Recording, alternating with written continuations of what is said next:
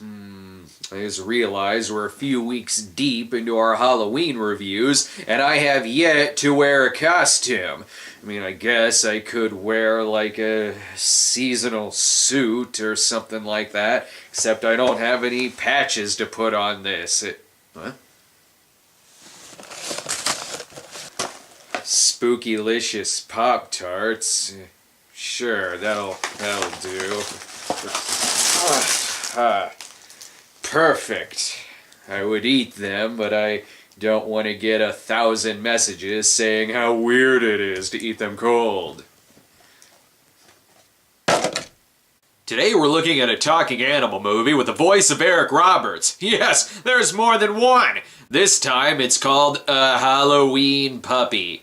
I guess I should say that sometimes it's called A Halloween Puppy. Other times you can find it under the title of A Magic Puppy. Starring not the same dog from this movie. That way someone could come across the movie and think that it's not a seasonal film, so they can watch it regardless of it being October or not. That is brilliant. And by brilliant, I mean sleazy. And just who in the hell made this? To answer that, all you need to do is look at the box cover. Look familiar? It should. It's a David Dakota film whose family movie box art is similar to each other, just as every slasher cover from the mid-90s is similar to one another. I know what you might be thinking. Well, this is exactly the kind of movie we would get in a post-A Talking Cat world. Except you would be wrong. A Talking Cat was made in 2013, and this film was made in 2012, making A Talking Cat a product of a post-Halloween puppy world. Or, as the movie itself says, the Great Halloween Puppy Adventure. This movie's not great, it's not about an adventure, it's debatable about whether or not it has a puppy in it. But it is on Halloween. Pick a fucking title so I'll know what to skip past on Netflix. Apparently the movie stars Eric Roberts as a dog that isn't in the movie, Christine DeBelle as Herman Munster, Lucas Adams as, please, I don't want to be in this. Fuck it, just use the Frankenstein's monster image twice. Now it's time to play dog or dinosaur. Doesn't matter, this beast also isn't in the film. This is just inspiring them to make a Valentine's puppy, and then they'll retitle it A Love Puppy. It was the Scarecrow who needed a heart, right? Isn't that how Wizard of Oz went? Why Google the word puppy when these credits show you all the images that would come up? Even David Dakota is wearing a costume. He's dressed as Mary Crawford. Oh yeah, and the answer to earlier is it's a werewolf. You win nothing. Now the star of every Dakota movie, his house. Let's jump right into the action.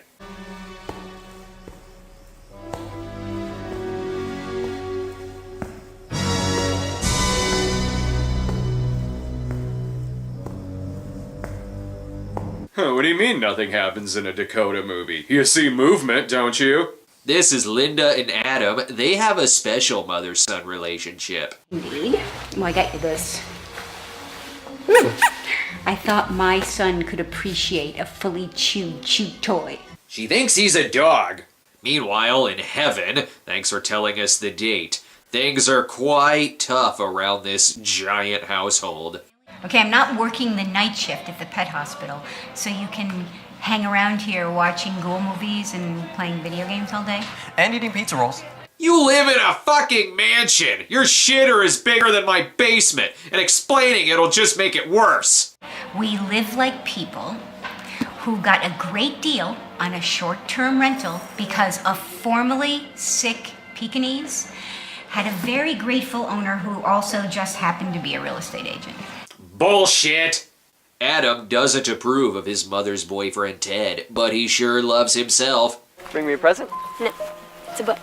I see it's a book. You have a lot of them. I like to read. It's overrated. Don't make me angry. You won't like me when I'm angry. You're cute when you're mad. Well, it doesn't matter if it's one of Dakota's 1313 gay movies or if it's the family film. Someone's gonna get cocky. And I think Eric Roberts is only in this because he was promised dessert. Hi, gang. Hey, Ted. Okay. So, how's your week, Linda? Yeah, my week was fine. Good stuff. So, what movies do we have tonight? You were in The Pope of Greenwich Village. Eric Roberts, aside from being extremely talented, has one of the most fascinating movie careers of all time. He's a man with such a constant workload that you can see him on both ends of the movie spectrum. You want to see Eric Roberts in a Christopher Nolan film? You can. You want to see him in a David Dakota film? You can. Or how about a P.T. Anderson movie? Absolutely. A Human Centipede film? Totally. All within a few years of each other. And one thing that they all have in common is that Eric Roberts, despite the movie's lack of ambition, doesn't sleepwalk through them. Well, I mean, there must be places that you want to visit or things you want to do or places you... I mean, you never really talk about yourself. Oh, baby. I'm boring. I'll do whatever you want to, but I'm happy. I don't want to mess with what we have. I love you. I'll be late. Gotta go. Have a good day. You too. Budget schmudget. You hire Eric Roberts, you get Eric Roberts. More than I can say about these other characters, including Adam and his love interest Molly. Look at this. It looks cool. Kind of like the Necromicon. The Necromicon? Do we not have enough in the budget for another line reading? What? The Never mind, I'll just show you the movies. Yeah, then maybe you can pronounce it right. Molly tells him about her spell book, but I'm more distracted by her shooing flies away from her face. There's also a couple bullies in town known as the twins. You can tell because they don't fucking look alike, nor do they look the same age. Halloween, huh? I like Halloween. I like seeing little kids scream. And they may be child murderers, but at the least, they're thieves. I'm kind of using it. Like my brother said, we're taking some of your stuff. I'll be a good little neighbor. Uh-huh, okay. Hey cops, I'm being robbed. End of predicament. And worse yet, no one stops them from taking his shit. Sorry, bud. We can go get some more Halloween decorations later. Or you could kick the twins' ass for coming onto your property and stealing from you. Adam brushes it off by saying the box was full of moldy newspapers, except it so wasn't. And get used to these fucking transitions. Linda wants to get closer to Ted, who people deem as boring and predictable, so they plan a trip to a cabin for the weekend. Oh, I will make it up to you, I promise. Thank you so much. And I guess they're taking a pumpkin with them. This poor girl, however, just has to listen to Adam bitch all day. I like watching as many horror movies as I can on 3 separate screens while eating piles of candy pretending that it's human flesh. Now, I don't like to be able to do any of those things. You're helping your mom out, though. You're doing a good thing. Yippee. You're a good guy. That's why I like you. Honey, I also had to say this to the girl and a talking cat, but I don't think he's into you. But he is into drama club. Why?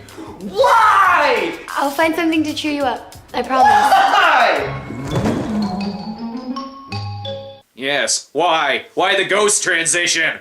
Ted has to pick his car up from the shop. Don't know why. He could use the car that's already in Dakota's house. But he is thrilled about going to the cabin for very zen reasons. That sounds pretty nice. Do they have a hammock there? Or a rope swing? They might. Cool. Eric has it in his contract that all of his movie sets must have at least one of those things. Molly and Adam are hanging out in an abandoned rainforest cafe so they can play with the spell book. I'm curious where you got all these candles and potions and stuff, though, if this is all just mumbo jumbo. It's just interesting. It's not. But then shit gets serious. Okay, we say these words. Ted, Klaatu, Barada, Nikto. Oh, yes, I know that spell. It's the one that changes the channel from a Halloween puppy to Army of Darkness. Not only are they not on set at the same time, but I don't think they're even in the same state! And that is not the funniest part of this scene. Adam, Molly, what are you kids doing? Nothing? An art project. Yeah, for science. Neato! No one has ever been this excited to be in a David Dakota movie. Oh, and there's more. Apparently no one saw this happen, as they laugh it off and Ted goes to bed. Oh, why am I so tired? Beats me. Over here it's midnight, but on your end it's high noon. Pumpkin. By the way, we're 25 minutes in, and there's not a single puppy in sight. But there is a ghost. I guess the ghost is the signal that Ted has now been turned into a dog. Adam! Get down here! Adam! Linda! Oh, hi. Sorry I fell asleep on the couch. That doesn't look like a puppy. And it does look like the dog on the cover, which is more than I can say about a talking cat. A Halloween puppy follows Tequila and Benetti rules and not Puchinsky rules, where in this case his dialogue is internal and no one can actually hear him. I'm pretty sure what we are hearing is Eric reacting to finding out what role he's playing. I'm a puppy? Oh, what? And no one seems to question where Ted is or where this dog came from. We have a little guest for the trip. How so? A stray puppy came by last night. That's weird. Maybe someone dropped him off because they know your mom's a vet. Maybe. Yeah, that's how that works. Hey, honey, the dog is sick. Oh, just drop him off on the vet's porch. Oh, nice outfits, guys. Is it yesterday already? So we decided to come back for some more Halloween props because the box you gave us is filled with rotten newspapers. No, it wasn't. This whole turning into a dog thing seems to have really improved Ted's day. Hey, what's that smell? Oh boy, everything smells so good. Oh God, I like it in the car. Yes, I do. Ooh, someone's making bacon and waffles. Oh boy, can I stick my head out the window? Please, I love the car. I hope to someday achieve the natural high that Eric is on in this. The movie has other David Dakota familiars as well, such as water, steamy mountain, and yes, rambly driving scenes just like the one in A Talking Cat. Like, who wants an actual Zombies are pumpkin in crawling here. out of the ground? I want a freaking jack-o'-lantern. We can carve one. You if made we have time. jack-o'-lantern. Did you bring this up? Didn't think so, because we're out in the middle of nowhere. Oh, don't listen to her. You're just big. You're not chubby. You're not chubby puppy. You're not chubby puppy. Oh my gosh. Oh. Oh, well, that's one way to get this movie to 76 minutes.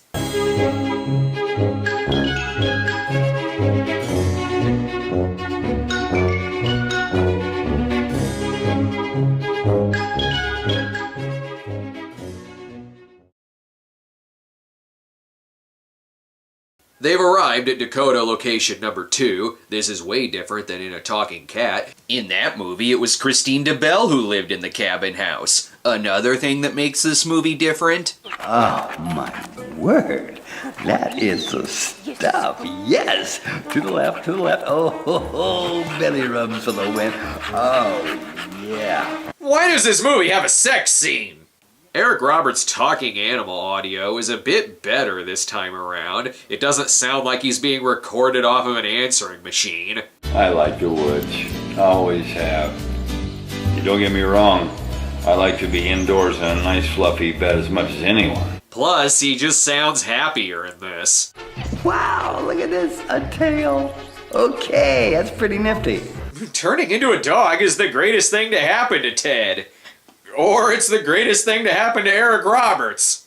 Pumpkin. Molly and Anna meet up with Cindy Brady. No need to act surprised. It credits her on the cover as Brady Bunch's Susan Olsen. Oh, what? No boy who stole the elephant, Susan Olsen? They talk more about the spell casting, but screw that.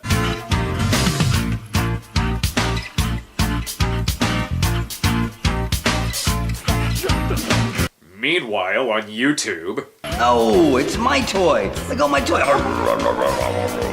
Oh boy, I'll get it. Look at me, I'm fetching.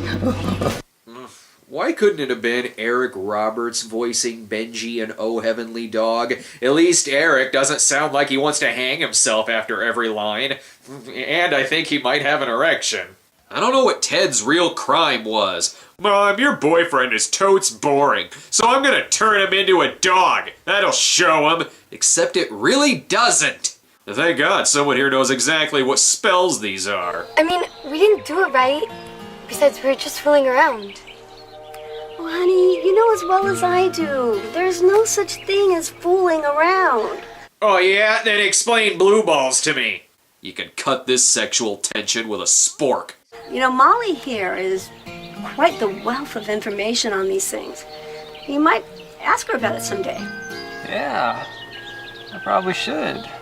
After he asks out the twins. And when they get done with their stupid shtick. Oh my! What? Oh, it's happening! What is it? Haven't you noticed? What? Your hands have turned into tentacles! If you're wondering what drugs the actors are on, maybe it's a clue that one of the characters is named Molly. Who knew? Chewing on stuff could be so relaxing. No. Or that the dog is on grass. And shouldn't she be wondering where her boyfriend is? Okay, you could put the dog in the movie, but half the running time has to be someone petting him. Water. Ah, good, she's done playing with the dog. Ted should have been here by now. He hasn't called, I can't reach him on his cell. You would have realized this if you didn't spend the last 12 hours dry humping the dog. Now the serious part where Linda opens up about Ted.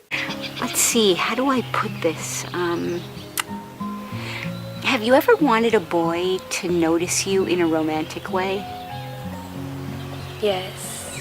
I think I know what that's like. Yeah, so does Adam. So she wants Ted to notice her more, which causes Ted to say nothing. He has more to say about grass. Chipmunks! Okay, not chipmunks. I need to focus. There has to be chipmunks! Man, I don't know why, but I hate chipmunks. Oh, well, that's why. He's ADHD as hell. Which, water, book. I'm a bit ADHD too. I wonder if they used the same spell book to turn Adam into Bargain Bin Bieber. It should never have come to light. It's okay, Molly. It can't be that bad. It is. I know. That's why I'm here. To tell you how bad it is. I guess the spell worked because they did it on Halloween, except they did it the night before. And while this banter is reminding me of other movies like The Day the Earth Stood Still and Army of Darkness, the explanation here is one of a kind. You didn't say Nikto? No, I didn't. See, we couldn't have transformed anyone. Perhaps. As long as no one said Nito. Wait, what? Nito! What? He was turned into a dog through the power of outdated slang? Poppycock! So to turn him back, they have to say the words in reverse order. I can't be certain if you'll ever have the power to change him back again. And if that's the case, then he could be a puppy forever. I don't think he would mind that. And no need to get more stupid, movie. If you're some wisdom dispensing witch, prove it.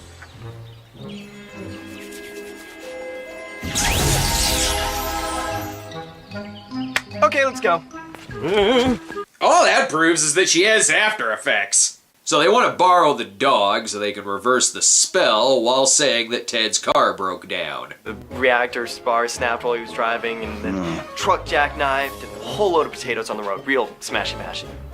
That doesn't make any sense. A little late for that complaint. Pumpkins and ghosts. But the real climax, however... I want to know. I'm sure it's gonna be great. I'm sure it'll be a great surprise. I don't know if I love surprises. Okay, I love surprises. I can't wait. Oh my gosh, it's gonna be so fun. Definitely got a surprise for I'm sure it'll be great. More rambly driving. It's okay if this movie is 60 minutes long. It doesn't need to push 80 minutes.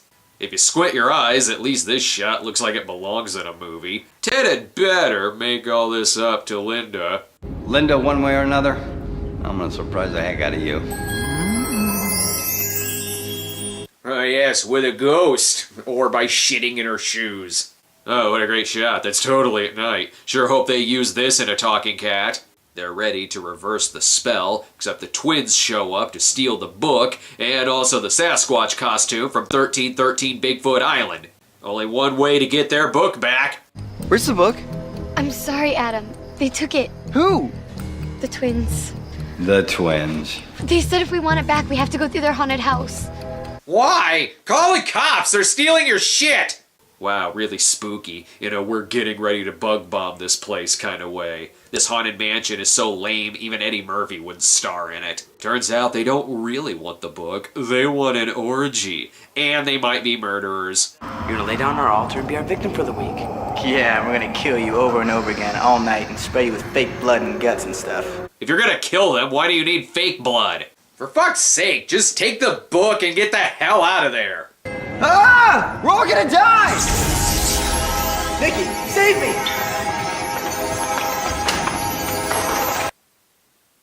Or do that. What the fuck? So I guess she's a witch? Witch. Oh, goddamn my shitty timing. Now they can create a spell that will end this movie.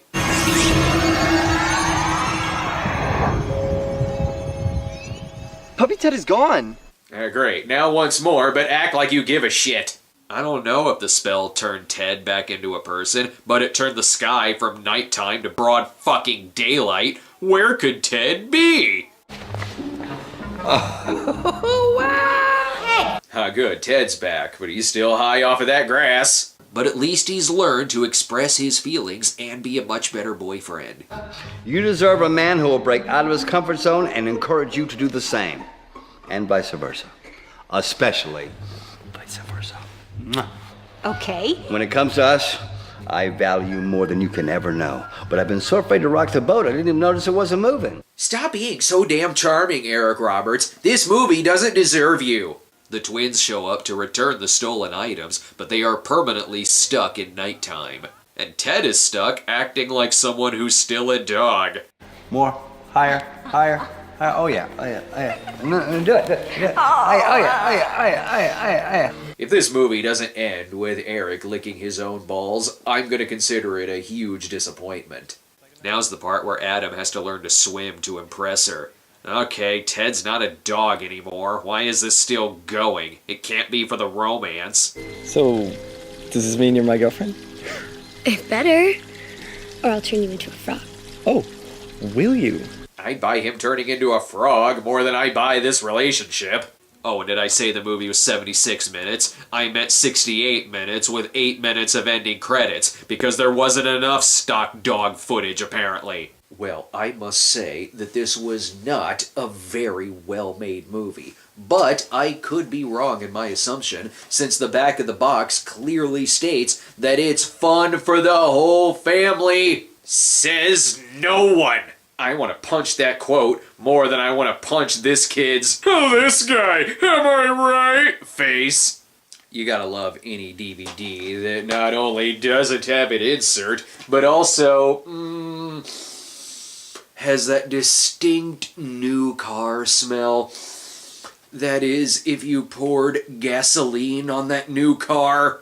You may be wondering, what's the worst film? Halloween Puppy or A Talking Cat? Does it matter? Okay, this one has on-screen Eric Roberts, better audio, a little less water, but more shitty day for night, and no Ted licking his own balls, and more endless driving scenes. But it was shorter, and again, there was on-screen Eric Roberts acting like a younger version of Creed Bratton, so sure, I guess it's better. You know what it's also better than? A Medea Halloween! But I sure am holding out hope for an Easter Bunny puppy. We've got one more movie this Halloween, and clearly that means it'll be on the producer's cut of A Halloween Puppy. Just kidding. This movie doesn't have a producer. Does anyone know any good horror movies? Ooh!